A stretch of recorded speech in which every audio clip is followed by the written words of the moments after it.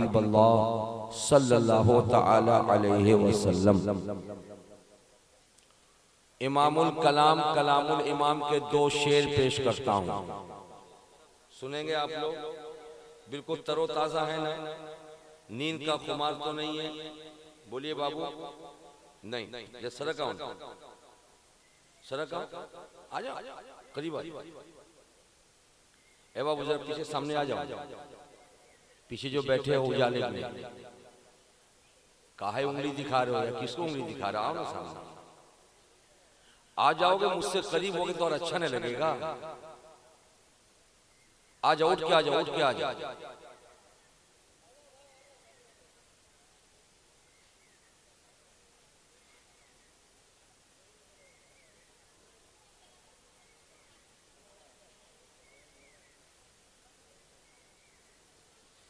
आधे से ज्यादा जलसा खत्म हो चुका है ना भाई? और थोड़ी देर का मामला है। आप मुझसे करीब होंगे, मैं आपसे करीब रहूंगा, कुछ बातें हो जाएंगी इंशाअल्लाह ताला।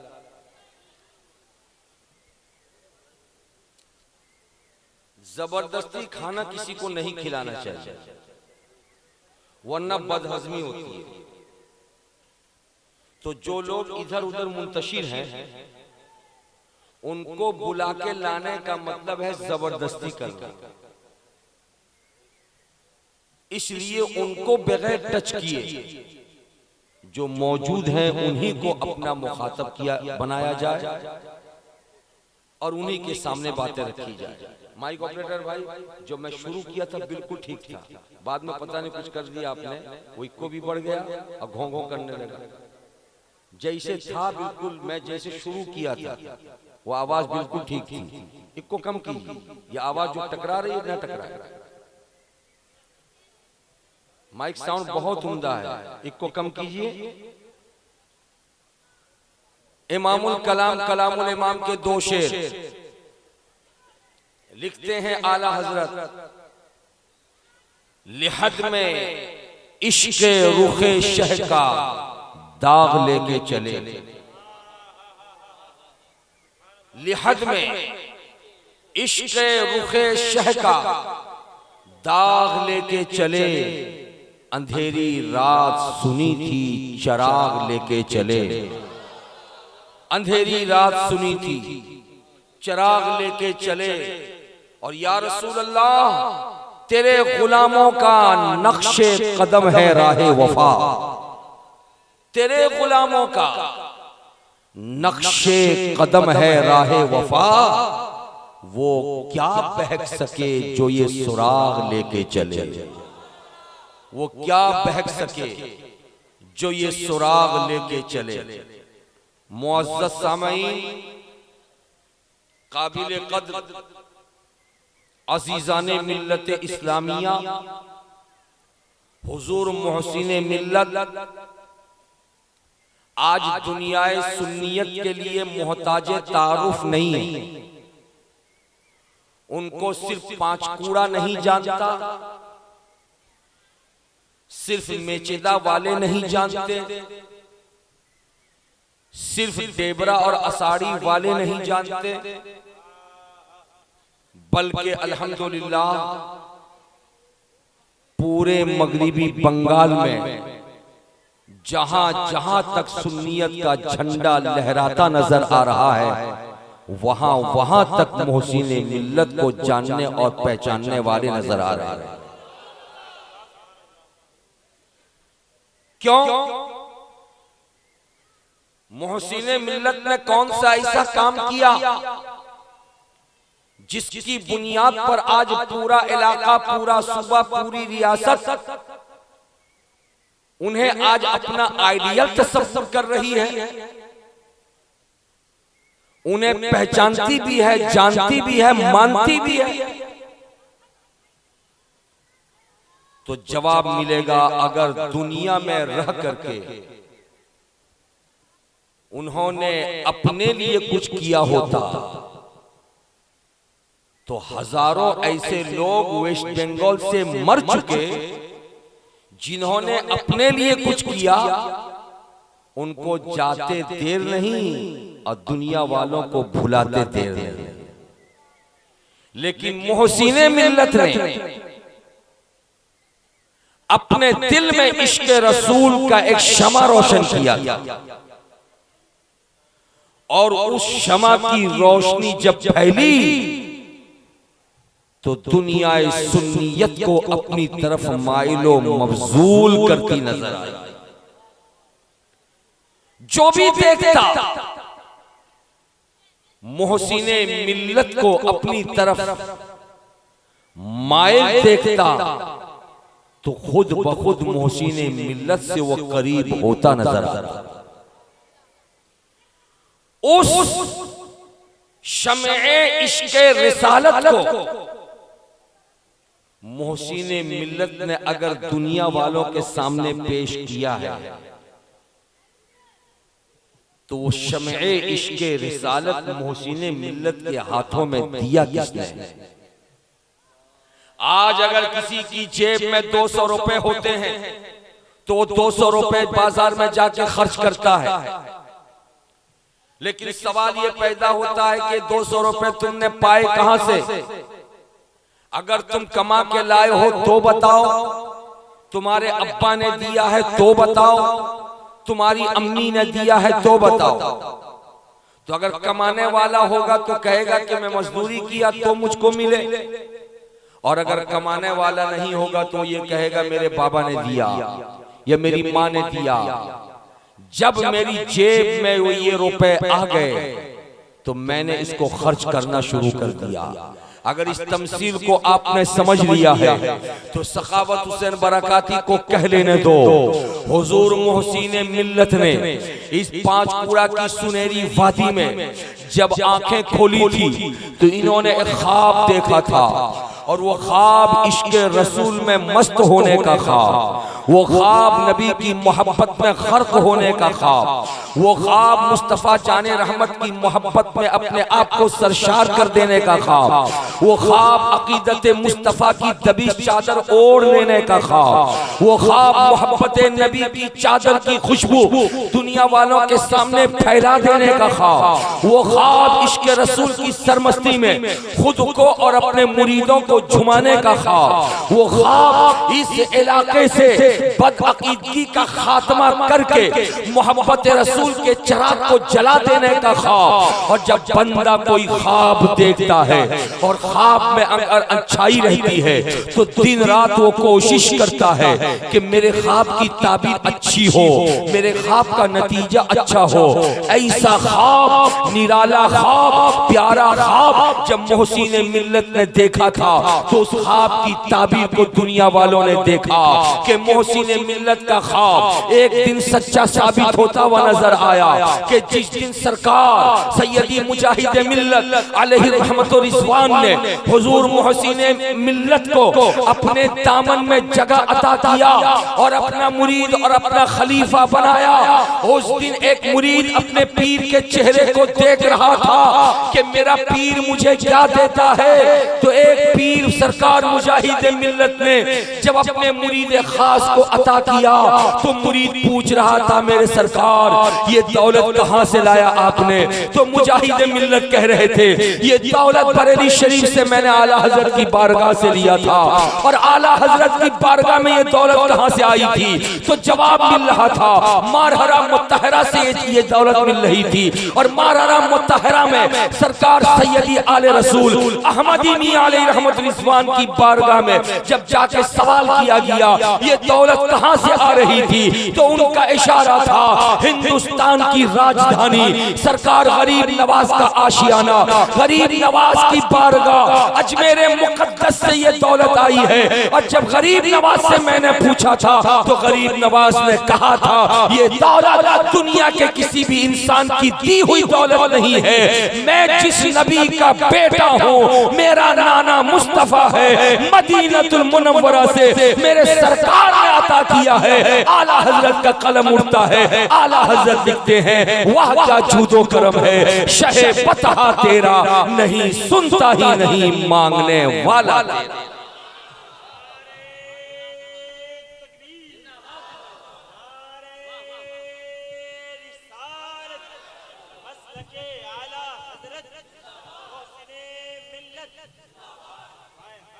प्यार से बोलिए, आप लोग भी किसी न किसी पीर के मुरीद होंगे। अरे बोलिए ना, आप लोग भी किसी न किसी पीर के मुरीद होंगे।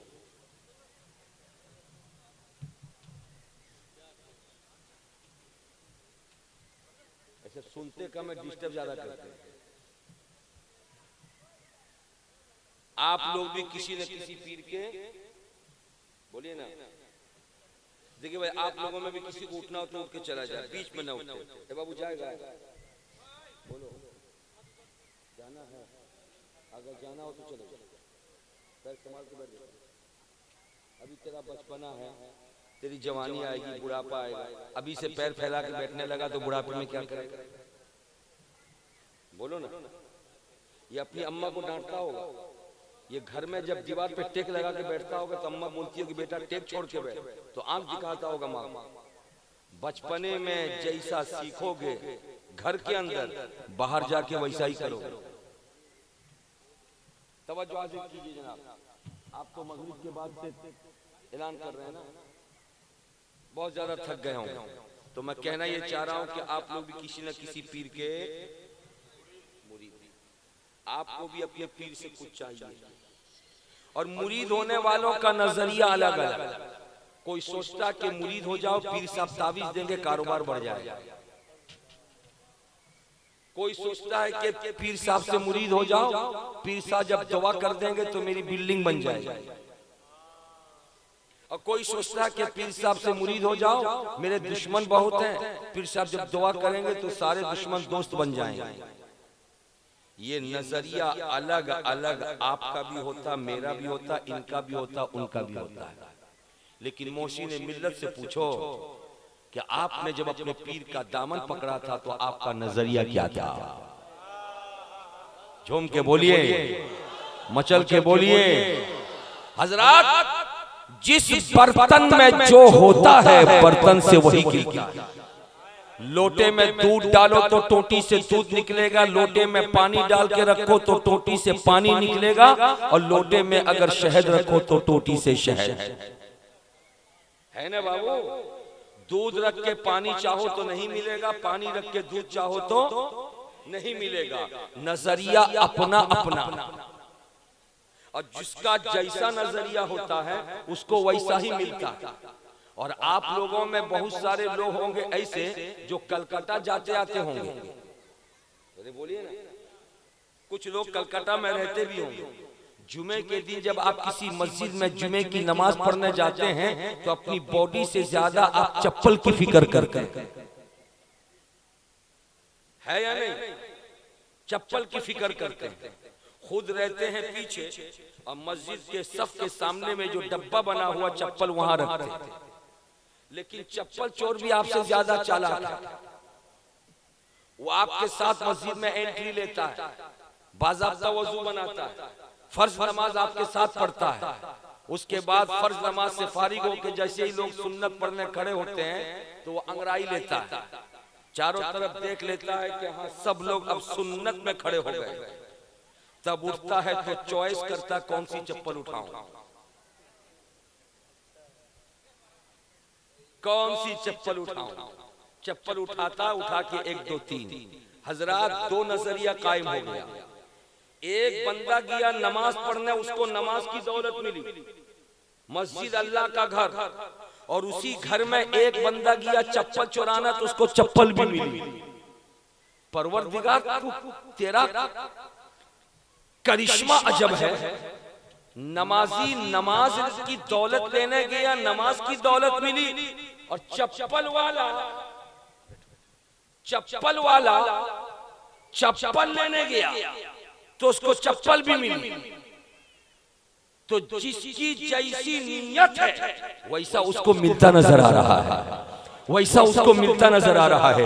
अगर इस बात को समझ लिया है आपने तो जनाबे नायाब बाबू, आपकी आवाज का कहना किया।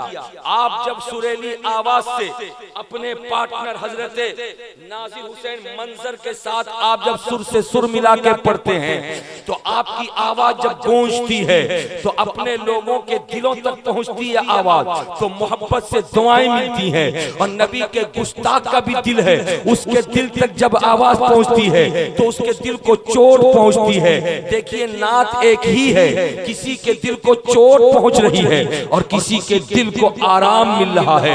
नजरिया अपना अपना है। मैं कहना ये चाहता हूँ, जो जैसा नजरिया लेके जाता है उसको वैसा ही फायदा मिलता है। आप जब किसी पीर से मुरीद हुए, आपका अपना नजरिया था। मैं जब किसी पीर से मुरीद हुआ, मेरा अपना नजरिया था। आप जब किसी पीर से मुरीद हुए, आपका अपना नजरिया था।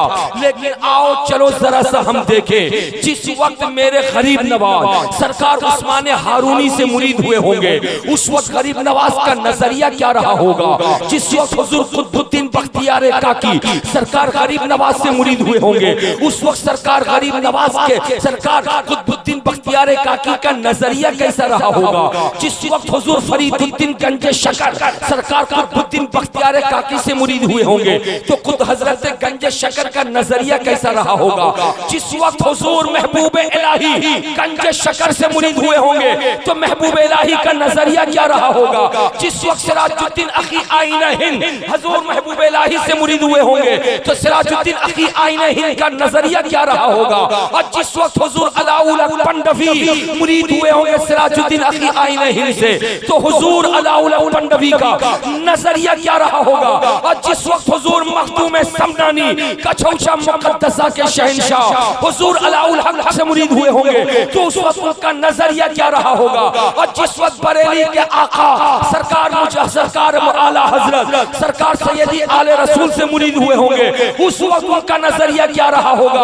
और जिस वक्त हुजूर मोहसिने मिल्लत सरकार मुजाहिदे मिल्लत से मुरीद हुए होंगे, उस वक्त उनका नजरिया क्या रहा होगा। मैं नहीं जानता क्या नजरिया रहा होगा। हाँ, आज उनका चमकता रोजा बता रहा है नजरिया यही था कि सीने में एक दिल है, ऐसा पिला दे मेरा पीर कि मेरे दिल में तू उतर जाए। और दिल को जब चीर दूं तो एक टुकड़ा या अल्लाह पुकारे, दूसरा टुकड़ा या रसूल अल्लाह। यार से बोलो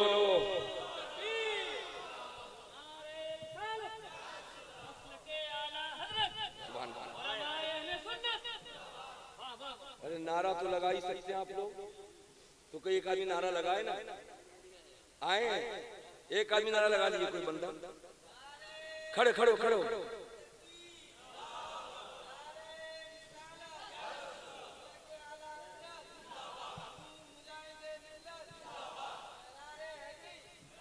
सुभान अल्लाह सुभान अल्लाह।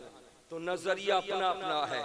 सरकार मोहसिन मिल्लत का नजरिया क्या था मुझसे न पूछो, उनकी चमकती इमारत से पूछ लो, उनके चमकते गुंबद से पूछ लो, उनके चमकते मीनारों से पूछ लो, आज उनके अकीदतमंदों के हुजूम से पूछ लो, आज उनकी बारगाह में आकर मोहब्बतों के नजराने पेश करने वालों से पूछ लो।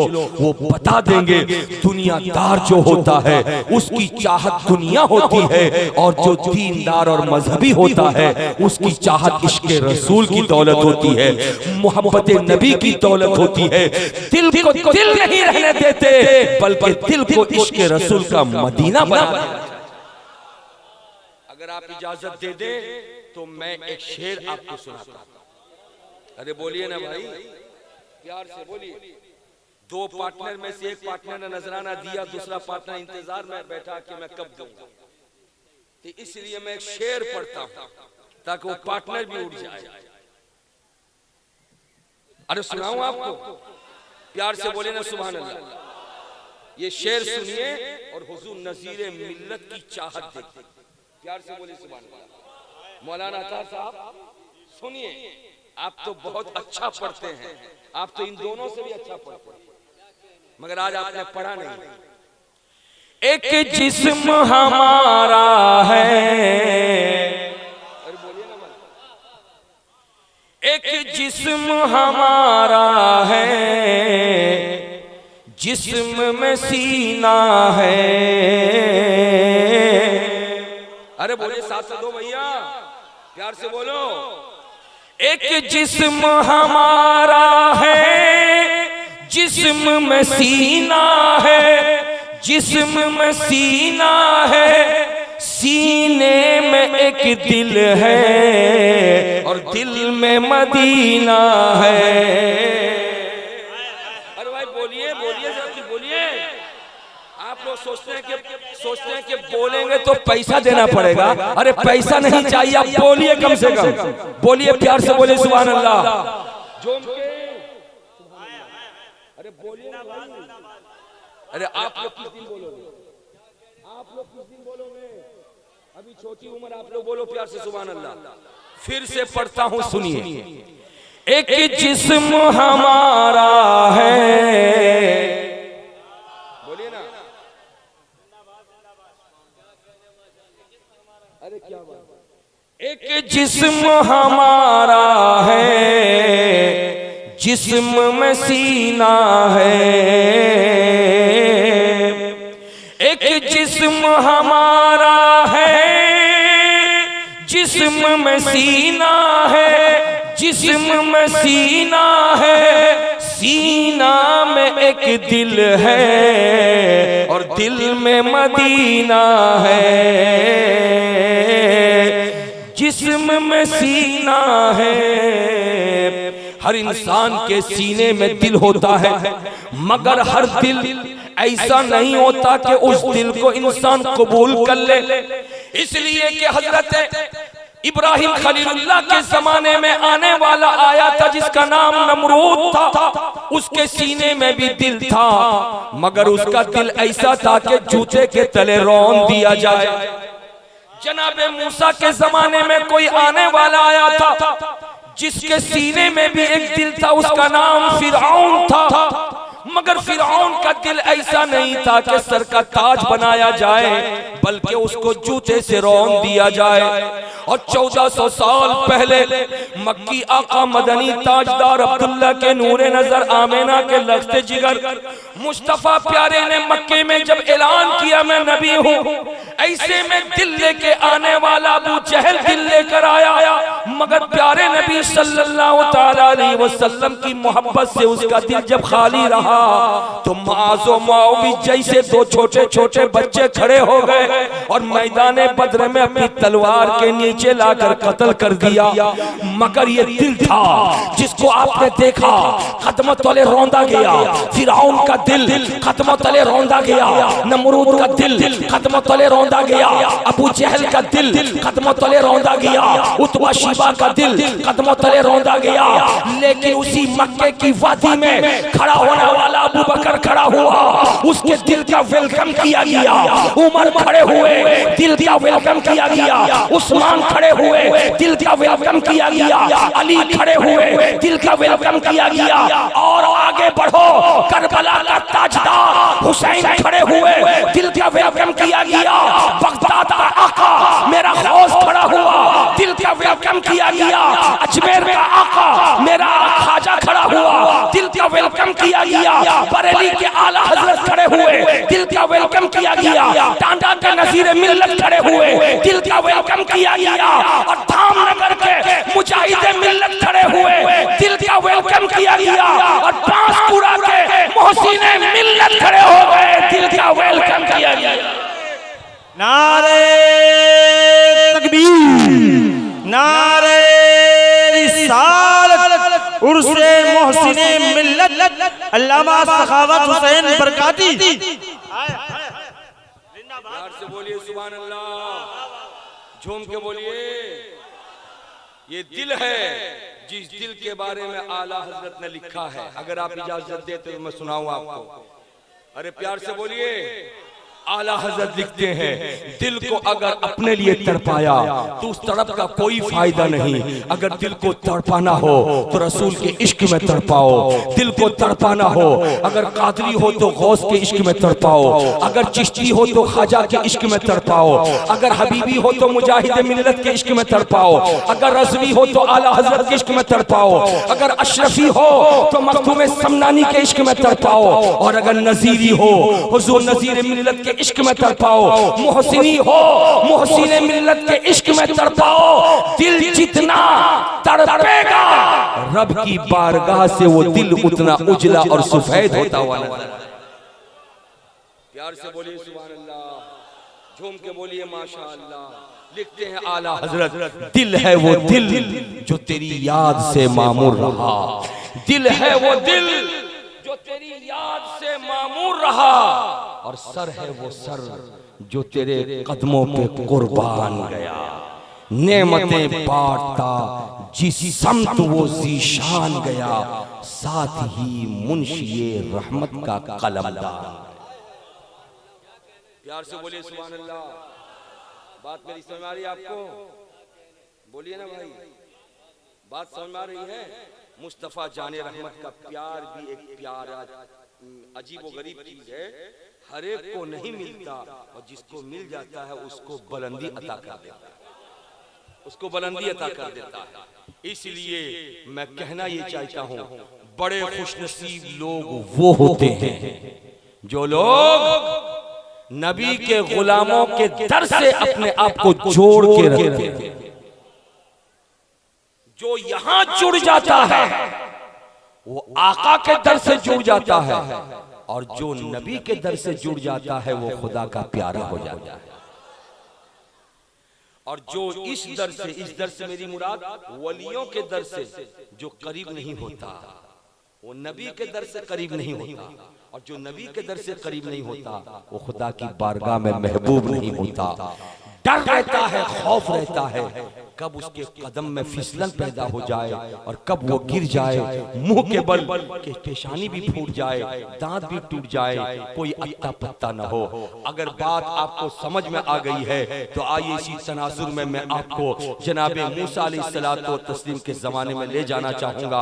अगर आप चलेंगे तो मेरे साथ जनाबे मूसा के जमाने में चलेंगे आप? अरे बोलिए, हजरत मूसा अलैहिस्सलाम के जमाने में चलेंगे? चलिए प्यार से बोलिए सुभान अल्लाह। मूसा अलैहिस्सलातो व तस्लीम अभी पैदा नहीं हुए कि फिरौन ने ख्वाब देखा। ख्वाब ऐसा था कि कौमे बनी इसराइल की तरफ से मैंने देखा एक सितारा तुलू हुआ, उसकी रोशनी मेरे घर पे आके पड़ गई। सुबह बेदार हुआ, नजूमियों को बुला के पूछा मेरा ख्वाब ऐसा है। नजूमियों ने कहा कि फिरौन अब तू समझ जा, कौमे बनी इसराइल में एक बच्चा पैदा होगा, वो बच्चा ऐसा होगा कि जो नबी होने का ऐलान करेगा और तेरी हुकूमत के तख्त को वही उलट देगा। चुनांचे उस मरदूद ने ऐलान कर दिया कि जितने बेटे पैदा हो सारे बेटों को कत्ल कर दो और जितनी बेटियां पैदा हो सबको छोड़ दो। चुनांचे 4 साल तक कौमे बनी इसराइल में जितने बेटे पैदा हुए सारे बेटों को फिरऔन के कारिंदे पहुंच करके कत्ल कर देते थे। बेटियों की तादाद हो गई ज्यादा, बेटे हो गए कम। ऐसे आलम में परवरदिगारे आलम का करम उतरा। अल्लाह तबारक व तआला ने जनाबे मूसा की अम्मा की गोद में मूसा को जन्म दिया। रोने लगी कि अब तो कारिंदे आएंगे, मेरे बच्चे को कत्ल कर देंगे। रब की तरफ से हुक्म आया, मेरी बंदी फिक्र मत कर, ये बच्चा देखने में बच्चा है मगर यही बच्चा ऐलान करेगा मैं नबी हूं, फिरौन के तख्त को उल्टेगा। इसलिए फिक्र मत करो, लकड़ी का बक्सा बनाओ। जब लकड़ी का बक्सा बना दिया गया तो उसी में सुलह करके हजरत मूसा अलैहिस्सलातो व तस्लीम को दरिया में बहा दिया गया। बक्सा बहता चला जा रहा है। फिरौन ला वलद है, उसके कोई बच्चे नहीं। शाम के वक्त में फिरौन और उसकी बीवी आसिया छत के ऊपर टहल रहे, नजर पड़ी कि एक बक्सा बह के जा रहा है। अपने खादिम से कहा बक्से को उठा के ले आओ। जब बक्से को उठा के लाके खोला गया तो एक हसीन और जमील खूबसूरत बच्चा नजर आया। फिरौन ने कहा कि ये बच्चा है, बड़ा खूबसूरत है, कहीं यही बच्चा मेरे तख्त को उलटने वाला तो नहीं होगा। हजरत आसिया ने कहा ठहरो, इतने आसानी से फैसला न लो। तुम्हें मालूम नहीं कि ये बच्चा किसका है, कहां से आ रहा है। नजूमियों ने कहा कि कौमे बनी इसराइल का बच्चा होगा, वो तेरे तख्त को उल्टेगा। तुझको क्या मालूम कि ये बच्चा कहां से आ रहा है। ऐसा क्यों नहीं सोचता कि हम लावलद हैं, औलाद हमारी नहीं, ये बच्चा हमें मिल गया है। गोया कि खुदा ने हमारे ऊपर करम फरमाया। हजरत मूसा अलैहिस्सलातु व तस्लीम को कत्ल करने के लिए फिरौन तैयारी कर रहा था। बीवी हजरत आसिया ने रोक दिया। जब रोक दिया तो फिरौन के घर में 2.5 बरस तक हजरत मूसा रहे, परवरिश पाते रहे। ऐसे में फिरौन ने एक दिन हजरत मूसा को गोद में लिया था। हजरत मूसा ने अपने एक हाथ से फिरौन की दाढ़ी पकड़ी और दूसरे हाथ से जोरदार तमाचा उसके गाल में लगाया। जब तमाचा खाया तो झुंझला गया। जल्दी से बच्चे को जमीन पे रख के कहता है बीवी आसिया, कहीं ये वो बच्चा तो नहीं है जो मेरे तख्त को उल्टेगा। का कैसे मालूम? का तमाचा बड़ा तगड़ा था, ये तमाचा किसी और बच्चे का नहीं होगा, ये तमाचा बड़ा तगड़ा था। हजरत आसिया ने सपोर्ट किया, ऐसा हो नहीं सकता। छोटे बच्चे, उन्हें क्या मालूम किसका गाल है। वह छोटे बच्चे तो खेलते हैं। फिरौन ने यकीन नहीं किया तो फिरौन के यकीन के लिए आजमाइश उतरी। ऐसी प्यारी आजमाइश, बहुत लंबे वाक़े की तरफ नहीं जाना चाहूंगा, यहाँ पे ठहर के एक बात में बता देना चाहूंगा। जब हजरत मूसा मिले थे, फिरौन ने कत्ल करना चाहा था, हजरत आसिया ने रोका था। और जब हजरत मूसा ने फिरौन के गाल पे तमाचा मारा तो फिरौन अपने घर से निकालकर फिर कत्ल करना चाहा, फिर हजरत आसिया ने रोका। तो देखिए नबी एक, फिरौन है कि कत्ल करना चाहता है, आसिया है तो सपोर्ट कर रही है। अब दोनों का इनाम अल्लाह की तरफ से उतरता है। ऐसा प्यारा इनाम कि हजरत मूसा अलैहिस्सलाम बड़े होकर के जब नबूवत का ऐलान करते हैं, उसके बाद दरियाए कुलजुम में 6 लाख कौमें बनी इसराइल को लेके उतर जाते हैं। दरिया रास्ता दे देता है, मूसा अलैहिस्सलाम अपनी कौम को लेके पार हो जाते हैं। मूसा की कौम का पीछा करते हुए जब फिरौन अपने 12,000 लोगों को लेकर के दरिया के रास्ते उस पार जाता है, मूसा अलैहिस्सलाम को पकड़ने के लिए अभी दरिया में उतरा था कि दरिया का जो पानी दीवार बन के खड़ा हो गया। अल्लाह ने पानी से कहा, पानी अब तो अल्लाह वाले पार कर चुके हैं, अब तो अल्लाह वालों का दुश्मन आ रहा है। इंतजार किस बात का है? टूट जा। पानी की दीवार टूट गई और फिरौन भी डूब गया, फिरौनी भी डूबते नजर। प्यार से बोलिए सुभान अल्लाह, झूम के बोलिए माशाअल्लाह। बात मेरी समझ में आई। मूसा से दुश्मनी करने वाले डूब गए, मूसा से दुश्मनी करने वाले डूब गए। मगर रवायतें मिलती है जब हजरत मूसा अलैहिस्सलातु व तस्लीम का पीछा करते हुए फिरौन भागा था, फिरौनी को लेकर उस वक्त हजरत आसिया नहीं गई थी। और जब हजरत आसिया नहीं गई थी तो मूसा अलैहिस्सलातु व तस्लीम ने बाद में वापस आकर के हजरत आसिया को कलमा पढ़ाया था और कलमा पढ़ा के उनको दाखिले इस्लाम किया था। हजरात अब देख लो आप, जिसने नबी से बगावत किया उसको मौत मिली, ईमान की दौलत नहीं मिली। मिली, लेकिन आसिया बीवी होकर के मूसा से उन्होंने मोहब्बत किया था, जिसकी वजह से उनको ईमान की दौलत मिल गई है, ईमान की दौलत मिल गई है, उनको अल्लाह ताला की बारगाह का कुर्ब मिल गया है, हजरत मूसा अलैहिस्सलातो व तस्लीम की नजदीकी मिल गई है।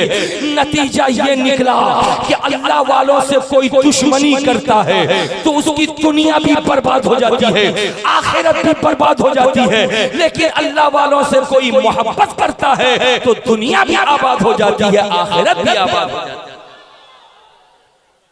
इसीलिए मैं कहता हूं भाइयों, आप लोगों को भी अल्लाह ताला ने बड़ा सुनहरा मौका अता किया। आपकी गलियों में, आपके कूचे में बहुत सारे ऐसे बेदीन हैं जो नमाज की तबलीग करते हैं, रोजे की तबलीग करते हैं, कुरान पढ़ने की तलकीन करते हैं, माँ बाप के अदब एहतराम का सबक पढ़ाते हैं, हमेशा तस्बीह दाना लेकर सुभान अल्लाह पढ़ने की तलकीन करते हैं, मगर रसूल कौनैन की मोहब्बत की बात होती है तो भागते नजर आते हैं। अजान में नबी का नाम सुनते हैं तो अंगूठा चूमने से कतराते हैं, मिलाद की महफिल का बाइकाट भी करते हैं, और अगर हाजिर हो भी जाते हैं तो सलातो सलाम पढ़ने के वक्त में वो इस्तिंजा पैखाने के बहाने महफिल छोड़ करके भाग जाया करते हैं। यानी इबादत की बारी आती है तो इबादत करने को तैयार, रियाजत की बारी आती है तो रियाजत करने को तैयार, अमल की बारी आती है तो अमल करने को तैयार, लेकिन मोहब्बत की बारी आती है तो मोहब्बत से दूर, अकीदत से दूर, प्यार से दूर। तो याद रखो, शैतान ने भी इबादत किया था, शैतान ने भी नमाजें पढ़ी थी, शैतान ने भी सजदे किए थे, लेकिन हजरत आदम अलैहिस्सलाम की ताज़ीम और तौक़ीर और उनकी मोहब्बत की बारी आई तो शैतान भागा था, तो उसकी इबादत उसके काम न आई, मोहब्बत न होने की वजह से। तो आज भी जो लोग अमली मैदान में तलकीन करते हैं, गौसे आजम से दूरी बना के रखते हैं, ख्वाजा गरीब नवाज से दूरी बना के रखते हैं, मोहसिन मिल्लत से दूरी बना के रखते हैं, मुजाहिद मिल्लत से दूरी बना के रखते हैं, हजरत इमाम हसन और हुसैन से दूरी बना के रखते हैं, या जनाब नबी करीम सल्लल्लाहु अलैहि वसल्लम से दूरी बना के रखते हैं, तो उनकी नमाज, उनकी इबादत, उनका रोजा, उनका हज, उनकी ज़कात कोई काम नहीं देगी। हाँ, ये सारी चीजें काम उस वक्त देगी कि जब दिल में इश्क़ रिसालत मौजूद हो, मोहब्बत नबी मौजूद हो। जब मोहब्बत नबी होगी तो सारा अमल काम आएगा, और मोहब्बत नबी ना हो तो कोई अमल काम नहीं आएगा। प्यार से बोलिए सुभान अल्लाह, झूम के बोलिए। और मोहब्बत नबी है कैसी चीज, उसको सुन ली, एक मिसाल में आपको समझाता हूं। बात मेरी समझ आ रही है आपको? प्यार से बोल दीजिए। दिल्ली के रास्ते में एक कुआं था, जिस कुएं के पास से लोग गुजरते थे तो कुएं के पास कोई ना कोई बंदा खड़ा होकर गुजरने वाले राहगीरों को पानी पिलाता था। एक बंदा पानी पीने के लिए जब आया तो पानी पिलाने वाले ने पिला दिया, प्यासा शिकम सैर होके कहने लगा, मुझको तुमने पानी पिलाया, मुझसे कुछ मांग लो। उसने कहा कि मैं कुछ मांगूंगा नहीं, जो तबीयत चाहे वो मुझको दे दो। जैसे कहा दे दो, उसने कहा अपना हाथ दिखा, पिलाने वाले ने हथेली दिखाई, पीने वाले ने अपनी उंगली से एक लिख दिया और लिख करके चलता बना। 2-4 दिनों के बाद फिर एक अल्लाह वाला आया, अल्लाह अल्लाह पानी पिया, पीने के बाद कहने लगा मुझसे कुछ मांग लो। उसने कहा मैं कुछ मांगने वाला नहीं, तुमसे पहले भी एक आने वाला आया था, मुझसे कह करके गया मैं तुमको कुछ देना चाहता हूँ। मैंने हथेली दिखा दी तो एक लिख दिया। उसके जाने के बाद से लेके आज तक गैब से मुझको रोज 1 रुपया मिलता है, अगर तुम कुछ देना चाहो तो मुझको दे दो। तो उसने हथेली देखी, जहाँ पे 1 लिखा था उसके बगल में 0 लिख दिया। अब उसी दिन से रोजाना उसको 10 रुपए मिलने लगे। कितने रुपए भाई? अरे कितने रुपए? 10 रुपए। थोड़े दिन गुजरे, एक और प्यासा अल्लाह वाला आया, उसने पानी पी करके कहा मुझसे कुछ मांग लो। उसने कहा मैं मांगने वाला नहीं, खुद से देना हो तो दे दो। उसने कहा हथेली दिखा, जैसे हथेली दिखाया तो उसने 1 0 का और इजाफा कर दिया। जिस दिन इजाफा करके गया उसी दिन से उसको रोजाना 100 रुपए मिलने लगे। गैर से 100 रुपए। आज का जमाना नहीं था, पहले का जमाना था। 1-1 रुपए की कीमत थी। चुनांचा चौथा बंदा भी आया था थोड़े दिनों के बाद, उसने भी पानी पीने के बाद कहा था मुझसे कुछ मांगो। इसने कहा था मांगूंगा नहीं, हथेली दिखा दिया। पानी पिलाने वाले ने जैसे हथेली दिखाई, पीने वाले ने 1 0 का और इजाफा किया, चलता बना। उस दिन से रोजाना उसको 1000 रुपए का फायदा मिला। आप भी सोच रहे होंगे काश आज भी कुछ ऐसा मौका हम लोगों को मिल जाता कि काम काज करने की जरूरत नहीं पड़ती, पसीना भी बहाने की जरूरत नहीं पड़ती, मेहनत की भी कोई जरूरत नहीं पड़ती, बस घर बैठे रोजाना 100 रुपए 1000 रुपए रोजाना, अरे बोलो ना जी, रोजाना मिल जाते 1000 रुपए। 1000 रुपए घर बैठे मिल जाए तो कोई खराबी है? अरे बोलिए ना। हमारी माँ बहनों को लक्ष्मी भंडार से महीने में 500 मिलता है, वो बम बम है।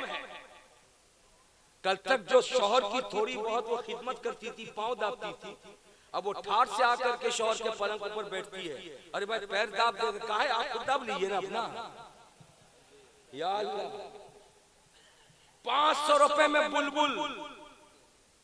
कल उसको 2 रुपए की जरूरत पड़ती थी तो अपने शौहर से कहती थी सुनो ना मुझको जरा सा बाजार जाना है, कुछ पैसा चाहिए। शौहर फोन में कहता था पैसा उसा भी नहीं है, तो दिन भर आंसू बहाती थी। लेकिन जब से दीदी ने 500 रुपए दिया है, अब वो शौहर को फोन क्या करेगी बेचारा। 6 बजे जब काम से आता तो देखा घर में ताला बंद है। फोन करता कहाँ हो? का बाजार आई हूँ। क्या लेना का? सामान का पैसा का? मेरे लक्ष्मी भंडार का पैसा है ना। वाह क्या लक्ष्मी भंडार है। दीदी ने जो लक्ष्मी भंडार का दरवाजा खोल दिया है, देखने में तो बड़ा फायदा है, मगर मियां बीवी के रिश्ते में कमजोरी पैदा कर दिया। हजरात, चाहे 500 मिले चाहे 5000 मिले, माँ बहनों आई हो तो सुन करके जाना, कभी 500 रुपए पे मत इतराना। इसलिए कि जो गवर्नमेंट देना जानती है वो गवर्नमेंट लेना भी जानती है। अभी मिल रहे हैं तो बुलबुल बनी हुई हो, और जिस दिन वो पैसा रुक जाएगा उस दिन फिर तुमको हाथ फैलाना होगा। इसलिए अपने अंदर शौहर के तई खुलूस पैदा करके रखो, मोहब्बत पैदा करके रखो। मियाँ बीवी के बीच जब मोहब्बत कायम होती है, प्यार मोहब्बत की बातें होती है, एक दूसरे के साथ प्यार करते हैं तो रब की रहमत खुश होती है। इसलिए कि दुनिया में कई रिश्ते हैं, भाई बहन का रिश्ता बहुत अच्छा, माँ बेटे का रिश्ता बहुत अच्छा, बहन और भाई का रिश्ता बहुत अच्छा, पड़ोसी और दूसरे पड़ोसी का रिश्ता बहुत अच्छा, बहुत अच्छा। एक दोस्त का रिश्ता अपने दोस्त से बहुत अच्छा, रिश्ते बहुत हैं। लेकिन मुसलमानों, सखावत हुसैन बरकाती को बता देने दो कि दुनिया का सबसे पहला रिश्ता इंसानों में अगर कायम हुआ था तो वो मियाँ बीवी का रिश्ता था, जो हजरत आदम और हव्वा के बीच कायम हुआ था, और उसी रिश्ते की बरकत से आज तक हम पैदा होते चले। प्यार से बोलिए। इसलिए माँ बहनों को चाहिए कि कभी भी वो, अरे बोलिए ना, 500 रुपए पे न इतराएं, इसलिए कि ये 500 रुपए कब बंद होंगे इसका कोई गारंटी नहीं। हजरात,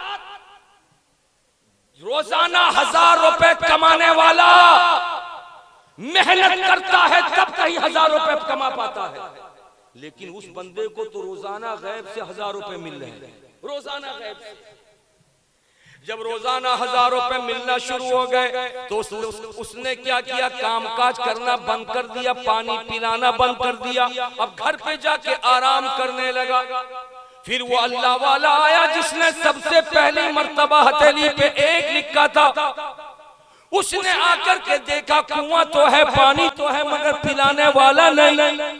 लोगों से पूछा कि वो बंदा कहाँ गया? लोगों ने कहा कि वो तो अपने घर चला गया।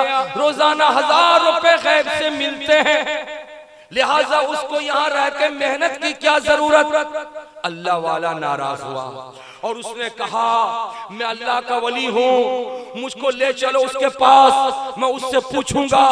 जब लोग लेकर उसके घर पहुंचाए और पहुंचाने के बाद जब उन्होंने पूछा तूने पानी पिलाना बंद क्यों कर दिया, तो उसने जवाब दिया था मुझे पानी पिलाने में मेहनत लगती थी, जब बगैर मेहनत के रोजाना 1000 रुपए मुझको मिल रहे थे तो मुझको मेहनत करने की जरूरत क्या थी।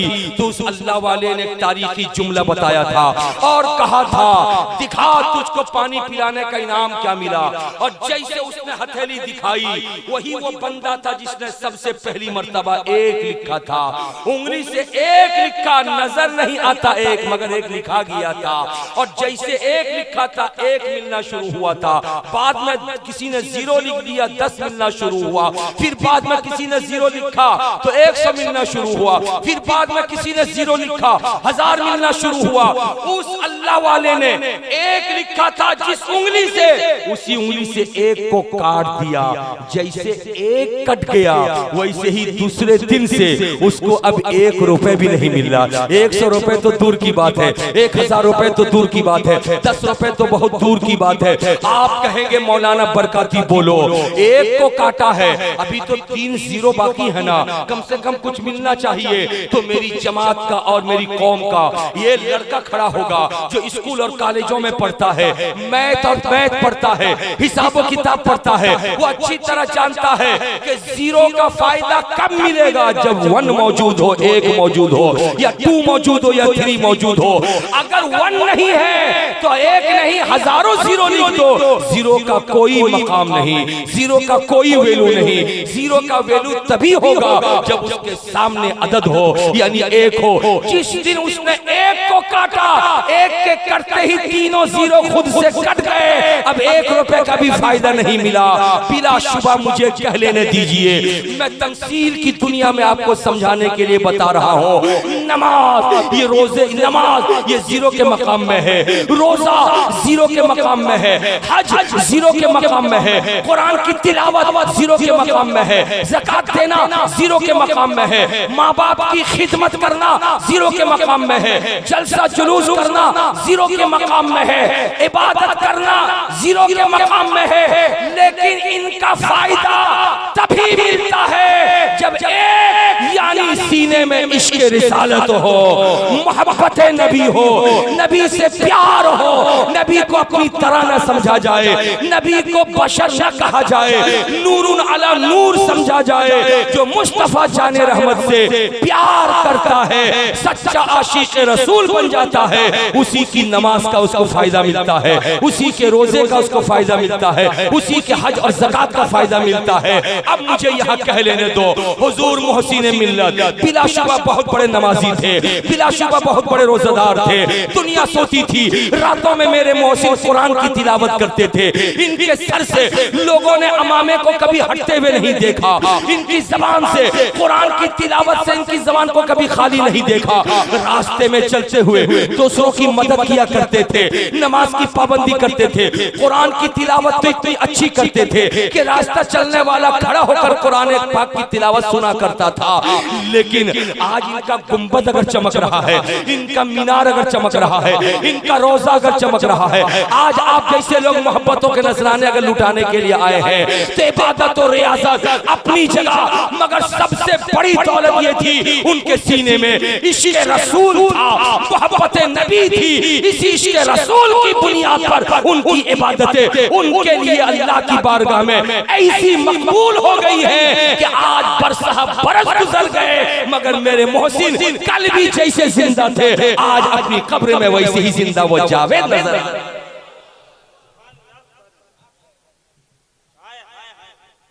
खत्म करें हजरात, ये हमारे पीर तरीक़त तशरीफ ला चुके हैं, खलीफा तशरीफ ला चुके हैं अल्लामा अज़ीज़ुर रहमान साहब के बिला। हजरत के आने के बाद इशारा हो रहा है कि मैं खत्म करूं। चलिए बहुत अच्छी बात है, चूंकि सबको मौका मिलना चाहिए। आप लोग तशरीफ लाए, आप लोग बैठे। सुभान अल्लाह, आहा सुभान अल्लाह। चलिए आपकी ख्वाहिश, एक मोमिन की ख्वाहिश पूरी करना ये दूसरे मोमिन की शान है। मोमिन वो होता है जो अपनी जात से दूसरे मोमिन को तकलीफ नहीं देता। अरे बोलिए ना भाई, मोमिन वो होता है जो दूसरे मोमिन को तकलीफ नहीं देता है, और जो दूसरे मोमिन को तकलीफ दे दे वो मोमिन कैसा। इसीलिए मैं कहता हूं, अगर एक मोमिन भाई ने ख्वाहिश का इजहार किया है तो उस ख्वाहिश की तकमील होनी चाहिए। प्यार से बोल दीजिए सुभान अल्लाह, झूम के बोल दीजिए माशा अल्लाह। तो इश्क रिसालत वो दौलत है जिस दौलत ने छोटे को बड़ा बना दिया है, अदना को आला कर दिया है। आप देखो अरब में रहने वाले अबू बकर सिद्दीक, उमर फारूक, उस्मान और अली रसूल कौनैन के खलीफा बन गए। आप देखो मक्के में रहने वाले हजरत अब्दुर्रहमान इब्ने औफ, हजरत जुबैर, हजरत तलहा, हजरत अबू उबैदा, हजरत अबू हुरैरा, ये सहाबी रसूल बन गए। इश्क रसूल की बुनियाद पर ये अरब के थे, मक्के के थे, नबी को देखते रहे, नबी की सुबह शाम को देखते रहे, नबी कौनैन की मोहब्बत से सीने को सजा लिया, तो ये सहाबी रसूल बन गए। मगर इश्क रिसालत इतनी बड़ी दौलत है कि नबी मक्के में है, मक्के वाले नबी की मोहब्बत से सीने को सजाएं तो वो छोटे हो उनको बड़ा बनाया जाएगा। और दुनिया के किसी भी कोने में रहने वाला नबी को अगर नहीं देखा, बगैर देखे भी अगर उनसे प्यार करता है, वो अगर छोटा हो तो उसको भी बड़ा बना दिया जाएगा, उसको भी आला बना दिया जाएगा। कौन कहता है मेरे गौसे पाक ने सरकार प्यारे नबी को आंखों से देखा? कौन कहता है मेरे गरीब नवाज ने सरकार प्यारे नबी को माथे की आंखों से देखा? कौन कहता है हुजूर इमाम अहमद रजा ने माथे की आंखों से रसूल कौनैन को देखा? कौन कहता है सरकार मुजाहिदे मिल्लत ने अपने माथे की आंखों से हुजूर प्यारे नबी को देखा? ऐसा देखना जिस देखने की बुनियाद पर सहाबी रसूल बन सके, नहीं किसी ने नहीं देखा। वो देखने वाले खुशनसीब थे जो 63 बरस तक मेरे नबी मक्के और मदीने में चलते रहे। वो देखने वाले देखते रहे, सहाबी बनते रहे। लेकिन अब्दुल कादिर गौसे आजम कैसे बन गए? हजरत मोइनुद्दीन गरीब नवाज कैसे बन गए? इमाम अहमद रजा आला हजरत कैसे बन गए? हुजूर हबीबुर रहमान मुजाहिदे मिल्लत कैसे बन गए? हुजूर मोहसिन अली मोहसिने मिल्लत कैसे बन गए? जवाब ये मिलेगा, ये इश्क रिसालत था, ये मोहब्बत नबी थी, ये प्यारे नबी की अकीदत थी जो इनको अदना से आला बना दिया है, छोटे से बड़ा बना। प्यार से बोलिए सुभान अल्लाह, झूम के बोलिए माशा अल्लाह। इसीलिए आला हजरत अजीमुल बरकत मुजद्दिद मिल्लत इमाम अहमद रजा खान फाजिल बरेलवी अलैहि रहमतुल इज़वान कलम उठाते हैं और तहरीर फरमाते हैं, नेमतें बांटता जिस वो जीशान गया, साथ ही मुंशिए रहमत का कलमदान गया।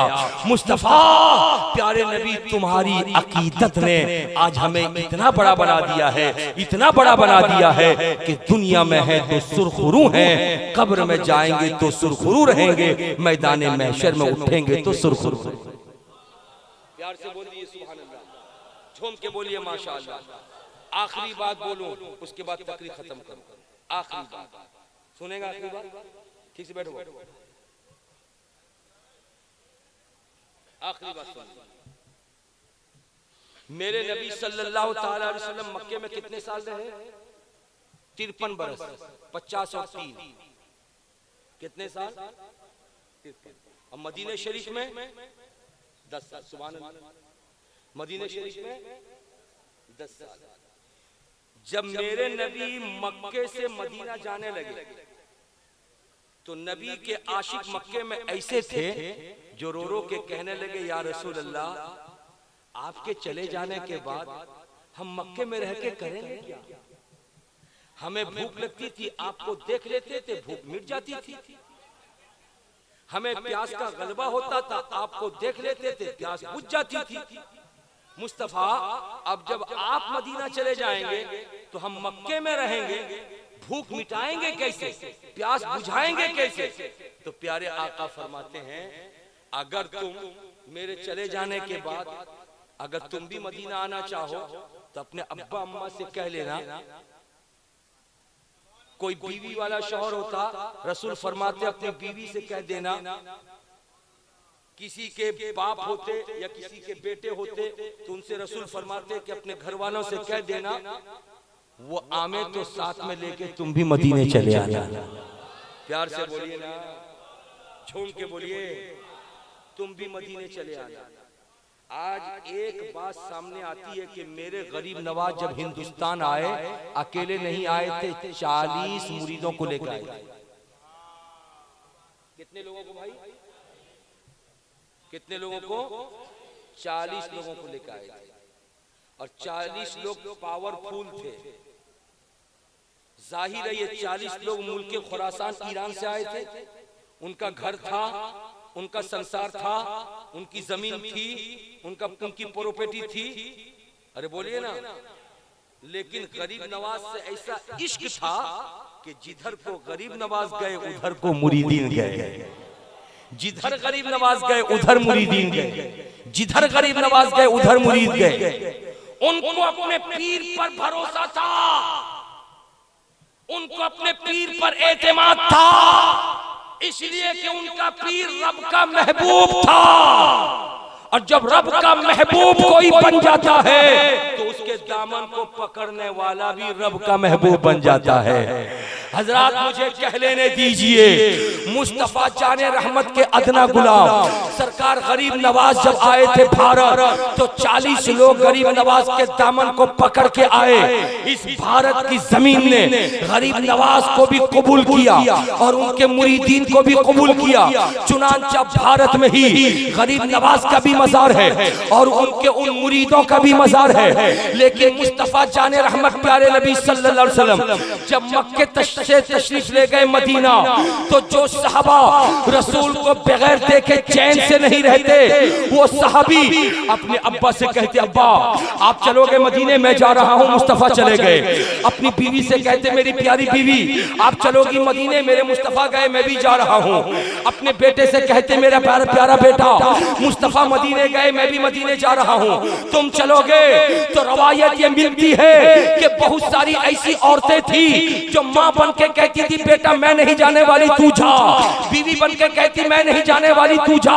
बहुत सारे बाप ऐसे थे जो अपने बेटे से कहते मैं नहीं जाने वाला तू जा। बहुत सारे ऐसे भाई थे जो भाई से कहते थे हम नहीं जाने वाले तू जा। यानी न जाने वाले वो थे जिनके दिल में रसूल का इश्क नहीं था, और जिनके दिल में इश्क रसूल था वो मक्के को छोड़े, घर को छोड़े, संसार को छोड़े, बाप को छोड़े, बीवी को छोड़े, माँ को छोड़े और छोड़ करके जब चले गए मदीने तो मदीनतुल मुनव्वरा में एक जगह है जिसके बारे में नबी ने कहा है कि ये रौज़तुम मिन रियाज़िल जन्नह, जन्नत के क्यारियों में से ये जन्नत की क्यारी है। तो जमीन के ऊपर एक ही टुकड़ा है जो रसूल के मेंबर से लेके रसूल के हुजरे तक का ये बीच का हिस्सा जन्नत का की क्यारी है। तो मुझे कह लेने दो जिसके सीने में इश्क रसूल नहीं था वो जन्नत की क्यारी से चूक गया, और जिसके दिल में इश्क रसूल था वो जब मक्का छोड़ के गया तो जन्नत की क्यारी में पहुंच, जन्नत की क्यारी में पहुंच गया है। इसीलिए आला हज़रत लिखते हैं ठंडा ठंडा मीठा मीठा पीते हम है पिलाते ये है, रब है मोती ये है कासिम, रिज़्क़ उसका है खिलाते ये। रब है मोती ये है कासिम, रिज़्क़ उसका है खिलाते ये है। जब इस बात को आपने समझ लिया तो हुजूर मोहसिन मिल्लत के इंतकाल को सुन लो, उसके बाद बात खत्म करता हूँ। मरने से पहले लोग रोते हैं काश हमें और कुछ उम्र मिल जाए। अभी मेरा ख्वाब पूरा नहीं हुआ, वहां तो जमीन खरीद के बिल्डिंग बनाना, खरीद लिया हूं जमीन, बिल्डिंग नहीं बनी है। 5 साल और बच के रह जाऊंगा तो बिल्डिंग बना लूंगा। अभी तो 3 बेटों की शादी किया, 4 बेटे अभी भी बाकी हैं। कुछ और मौका मिल जाए, मुझे उम्र की दराजगी मिल जाए, 4 बेटों की शादी कर। अभी तो मैंने सोचा है कि मैं कलकत्ता में भी एक दुकान खरीदूंगा, बड़ा बाजार में कपड़े की मार्केट में दुकान खरीदूंगा और पार्क स्ट्रीट में एक बिल्डिंग खरीदूंगा। अभी मैंने खरीदा कहाँ है, इतनी जल्दी मुझे मौत आ जाएगी। ये तमन्ना आपकी होती है, तमन्ना मेरी होती है, तमन्ना दुनियादार की होती है। और जब उस पर मौत आती है तो उसको घबराहट होती है, मौत आती है तो उसको डर लगता है, मौत आती है तो उसको अफसोस होता है, आहा कुछ दिन और बच गया होता, आहा कुछ दिन और बच गया होता, आहा कुछ दिन और बच गया होता। हजरात जो भी पैदा हुआ मरने के लिए पैदा हुआ, मगर मरने वाले वाले कुछ वो होते हैं जो घबरा जाते हैं, डर जाते हैं, मगर वही मौत थी जो मौत का फरिश्ता आकर के मोहसिन मिल्लत के दरवाजे पर आज से 35-36 बरस पहले जब दस्तक दिया था तो मोहसिन मिल्लत ने पूछा था कौन है, जवाब मिला था मौत का फरिश्ता हूँ। मौत थी यकीनी तौर पर, तो मोहसिन मिल्लत ने ये नहीं देखा अभी मेरा अरमान बाकी है, ठहर जा, अभी मेरी आरज़ू बाकी है, ठहर जा, अभी मेरा प्रोग्राम बाकी है, ठहर जा। नहीं नहीं, उन्होंने अपने उस्ताद से सुना था कि जो जितने जल्दी मरता है अगर मोमिन होता है उतने जल्दी कब्र में अपने नबी का दीदार करता है, दीदार करता है। ए मौत का फरिश्ता, अगर तू आया है तो दरवाजे से बाहर खड़ा मत हो, बल्कि आ मेरे जिस्म से मेरी रूह को कब्ज कर ले। तू जितने जल्दी कब्ज करेगा उतने जल्दी मेरे घर वाले, मेरे गांव वाले मुझे कब्र में दफन कर देंगे और इधर दफन करके वापस होंगे और उधर से मुनकर नकीर आके सवाल करेंगे और मदीने से मेरे सरकार मेरी कब्र में हाजिर होंगे, तशरीफ लाएंगे। आला हजरत लिखते हैं जान दे दो वादे दीदार पर नक़द अपना दाम हो ही जाएगा, लुत्फ उनका आम हो ही जाएगा, शाद हर नाकाम हो ही जाएगा। वमा अलैना इल्लल बलाग। अस्सलामु अलैकुम व रहमतुल्लाह।